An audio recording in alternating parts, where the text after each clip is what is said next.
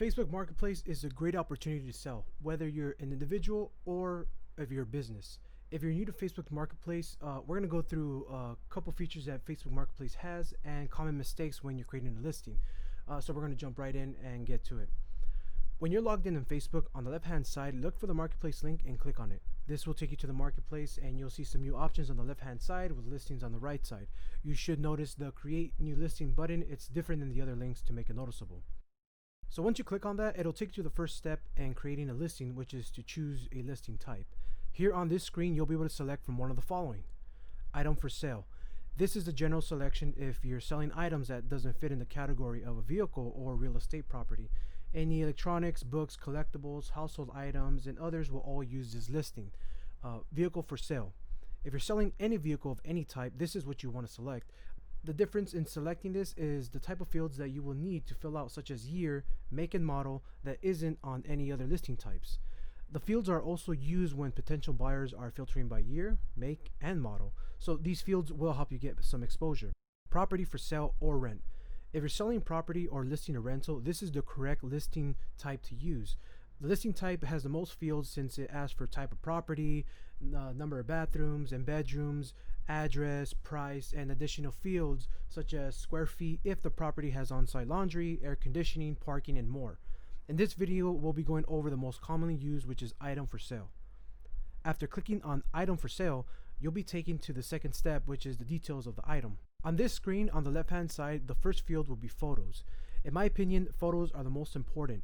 If it not only shows the item you have, but in most cases can also answer many questions regarding the item itself right away without the seller having to deal with questions about damage, color, or size constantly. Now, this will be true if you add enough high resolution photos that clearly show the item.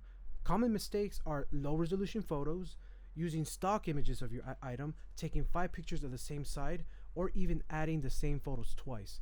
Great pictures will help you sell when the buyer can see what they're buying. Back to the listing. There are several ways you can upload photos. One thing to mention and to keep in mind is that there's a limit of 10 photos per listing, so choose wisely. However, it's great to have more in case buyers request more photos.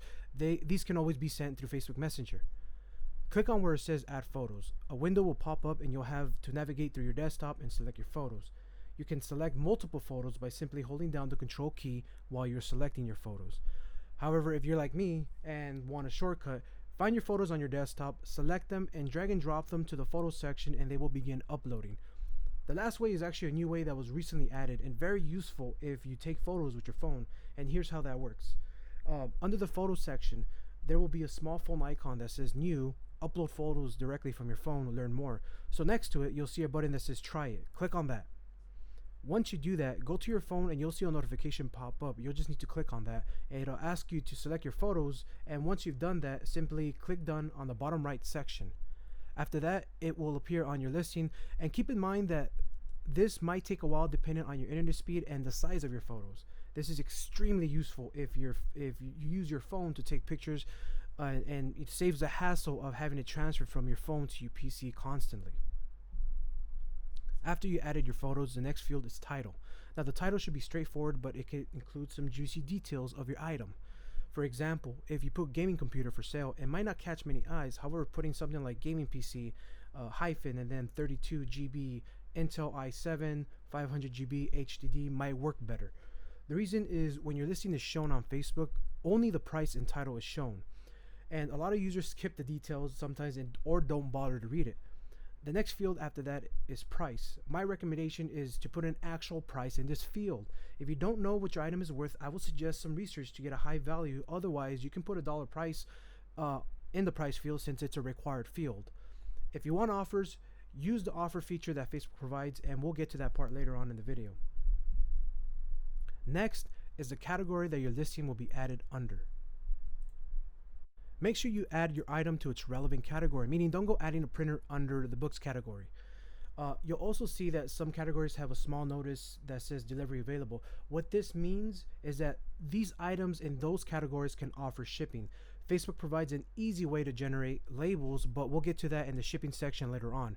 If you don't see the delivery available, that means that these categories will only be listed as local pickup only. An example is items such as furniture, household items, or appliances which are quite heavy.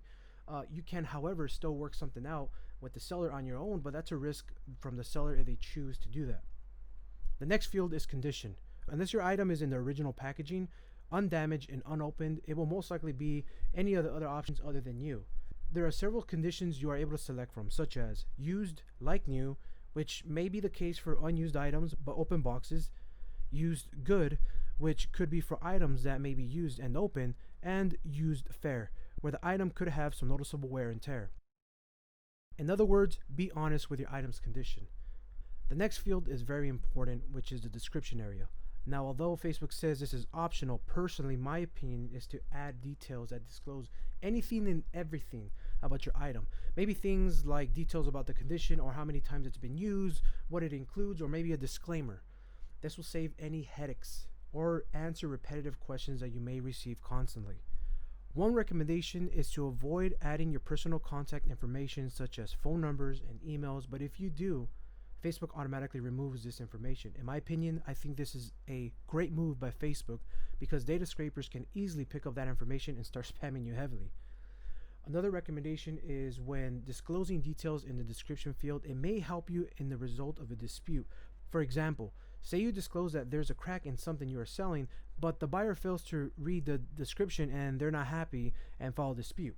As long as you disclose that crack in the description before the sale was made, then the buyer did not do their due diligence. It's an unfortunate situation that happens to everyone, but that's why it's always important to read and ask questions before you buy anything online.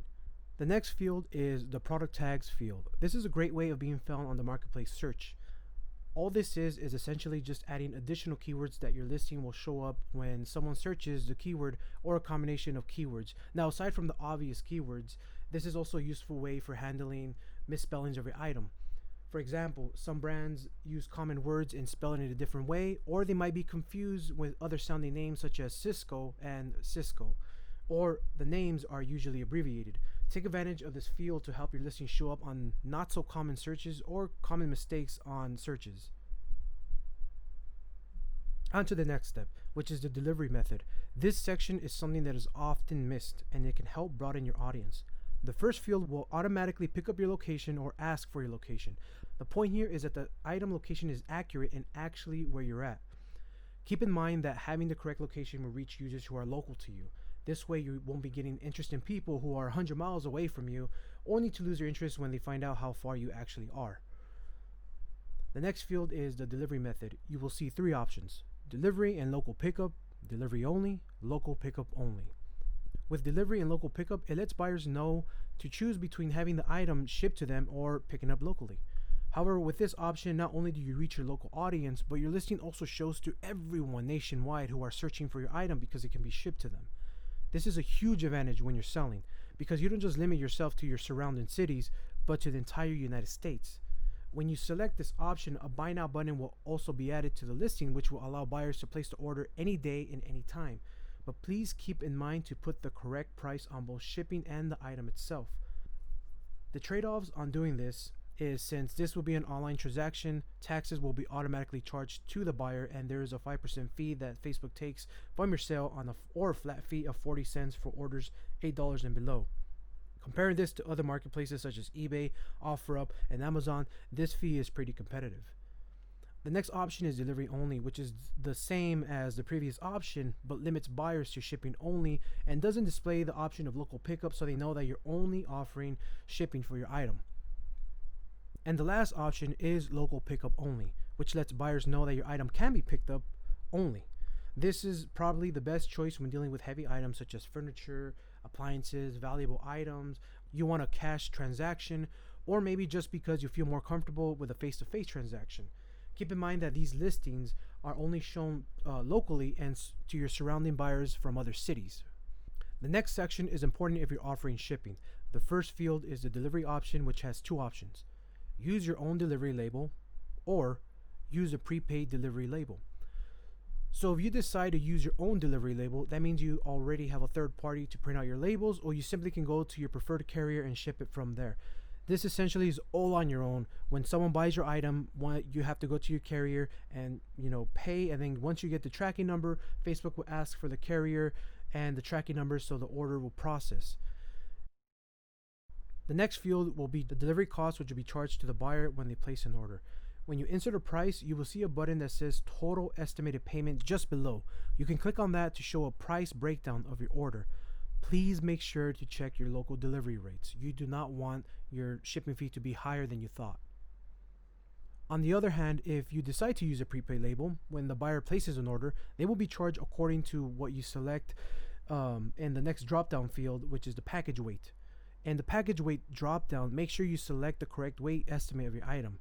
The drop-down shows the weight estimate, and to the right of that will be the cost that will be charged to the buyer. Just know that these are charged as a flat rate, meaning if you ship to California or Florida, the cost will not change, just as long as the weight is in between what you selected. However, please keep in mind that if your package is over the weight estimate, it will be sent back to you, and you will need to pay the extra postage fees for it to ship, which is not too fun. For example, if you ship an item and selected the package weight between 2 to 5 pounds and it ends up being 6 pounds, your package will be returned to you and you'll need to make up the difference at your local carrier office. So if you have a weight scale, it would help a lot to prevent these issues from happening. If not, researching your item's weight could also be helpful. Take advantage of the shipping features when you use your own carrier or want to get the labels through Facebook. Either or, offering shipping broadens your audience to all of the United States. Now the last step is the ability to allow offers to come to you. This is a great way to sell your items faster should someone want to offer you a different amount within reason. After they make an offer, you can choose to accept the offer, decline the offer, or simply ignore it. After 24 hours, offers expire. Now there's another feature that allows you to set a minimum offer you'll consider, and this is great for fighting against lowballers.